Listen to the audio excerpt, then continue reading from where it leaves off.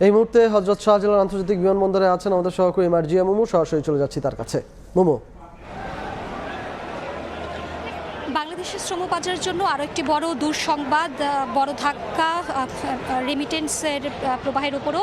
কারণ আজকে রাতের পর অর্থাৎ আগামীকাল ভোর থেকে বন্ধ হয়ে যাচ্ছে প্রায় 3 যুগের বেশি পুরনো বাংলাদেশি কর্মীদের জন্য মালয়েশিয়ার শ্রমবাজারটি। অর্থাৎ আজকে মধ্যরাত পর্যন্ত বাংলাদেশিদের সুযোগ রয়েছে দেশটিতে প্রবেশ করার। তবে আরও একটি তথ্য জানিয়ে রাখতে চাই দর্শকদের, যে আজকে মোট অনুমোদনপ্রাপ্ত যে 31,000-এরও কিছু বেশি কর্মী শাহজালাল আন্তর্জাতিক বিমানবন্দরে এসেছেন মালয়েশিয়ার যাওয়ার উদ্দেশ্যে, তাদের মধ্য থেকে মাত্র 1,500 জন কর্মী কিন্তু যেতে পারবেন।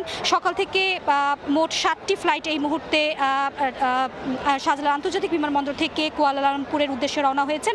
আর বাকি রয়েছে সাধারণ 2টি ফ্লাইট এবং সন্ধ্যায় বিমান বাংলাদেশের একটি বিশেষায়িত ফ্লাইট। তবে 31,000-এর বেশি অনুমোদন প্রাপ্ত যারা কর্মী রয়েছেন, যারা মালয়েশিয়ার ভিসা পেয়েছেন এবং কাজের অনুমতি পেয়েছেন, কিন্তু তাদের কিন্তু যাত্রা অনিশ্চিত হয়ে যাচ্ছে। কারণ বিশেষত যেটি আগে বললাম যে মাত্র সাধারণ ফ্লাইট 9টি এবং বিমানের একটি বিশেষ ফ্লাইট, এই ফ্লাইট ব্যতীত কিন্তু অপেক্ষারত যে মুহূর্তে কয়েক হাজারো যে কর্মী রয়েছেন এই মুহূর্তে বিমানবন্দরে, তাদের যাওয়ার কোনো সুযোগ নেই। এবং আজকে শেষ দিনে কিন্তু বেশ কিছু ক্ষেত্রে অনিয়ম একেবারে প্রকট হয়ে আমাদের চোখে ধরা পড়েছে। বিশেষ করে বিমানের টিকিটের যে দামটি রয়েছে, ঢাকা থেকে কুয়ালালামপুরের যে ওয়ান ওয়ে টিকিট, যেটির দাম 30,000, সেটিতে কিন্তু যারা যাচ্ছেন তারা বলছেন তাদের কাছ থেকে 70,000, 90,000 এবং 1,10,000 পর্যন্ত টাকা তাদেরকে দেওয়া হয়েছে। এবং তারা যখন টিকিট কিনতে গিয়েছেন তাদের বলা হয়েছে যে টিকিট নেই, অর্থাৎ কৃত্রিমভাবে কিন্তু টিকিটের একটা সংকট তৈরি করা হয়েছে। পাশাপাশি এখানে আজকে আমরা সকাল থেকে বিভিন্ন এজেন্সি, নিউ হ্যাভেন থেকে শুরু করে আল আরাফা এবং বেশ কিছু এজেন্সি যারা কিনা 5 থেকে 6 লক্ষ টাকা এই মালয়েশিয়াগামী মানুষদের কাছ থেকে নিয়েছেন, কিন্তু তাদেরকে এখন পর্যন্ত কোনো বিমানের টিকিট কিংবা কোনো ধরনের ওয়ার্ক পারমিট তারা দেননি। এই মানুষগুলো কিন্তু ভোর থেকে কিন্তু শাহজালাল আন্তর্জাতিক বিমানবন্দরে তারা অপেক্ষা করছেন।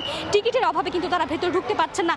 এবং তারা বলছেন যে তারা অনেকটা যেন এজেন্সিদের হাতের পুতুলে পরিণত হয়েছেন। তারা বলছেন অনেকে জমি বিক্রি করেছেন, অনেকে ঋণ করেছেন, অনেকে গবাদি পশু বিক্রি করেছেন, অনেকে হচ্ছে নিজের স্ত্রী স্বর্ণালংকার বিক্রি করেছেন উন্নত জীবনের আশায় কিছুমাত্র ভালো বেতনের অপেক্ষা। এবং সেই মানুষগুলো কিন্তু, এই হাজারো মানুষগুলো কিন্তু এখন অপেক্ষা করছেন বিমানবন্দরে এবং তাদের অনেকে কিন্তু কান্নায় ভেঙে পড়ছেন। তারা বলছেন যে মালয়েশিয়ায় কিন্তু এই শ্রমবাজারকে ঘিরে বারবার বছরের পর বছর ধরে এই ধরনের যেই মানব পাচার কিংবা যে ভুয়া এজেন্সি কিংবা সিন্ডিকেটের দৌরাত্ম, তাতে তারা নিষ্পেষিত হচ্ছেন।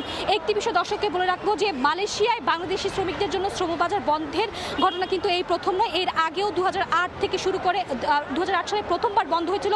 সেখানে 8 বছর পর 2016 থেকেই কিন্তু এই শ্রমবাজারটি খুলেছিল। অর্থাৎ এ নিয়ে প্রায় 4র্থ দফায় মালয়েশিয়ায় বাংলাদেশি শ্রমিকদের জন্য শ্রমবাজার বন্ধ হলো এবং আজকে এখন পর্যন্ত প্রায় 30,000-এর বেশি শ্রমিক তাদের কিন্তু যাত্রা অনিশ্চিত রয়েছে। তো এই ছিল শাহজালাল আন্তর্জাতিক বিমানবন্দর থেকে আমার কাছে থাকা সবশেষ তথ্য।